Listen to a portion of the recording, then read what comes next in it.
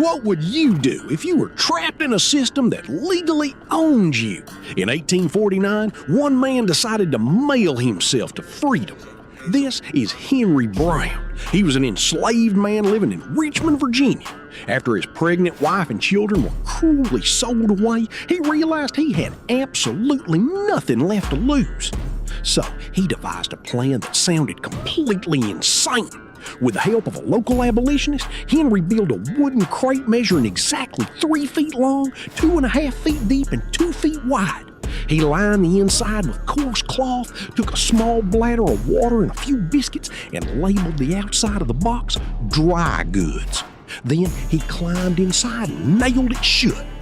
What followed was 26 hours of pure agonizing torture.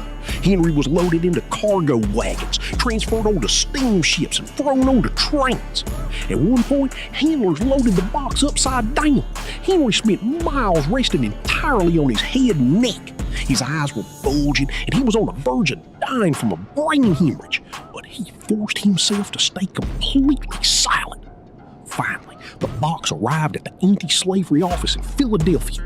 When they pried off the lid, Henry stood up, reached out his hand, and said, "How do you do, gentlemen?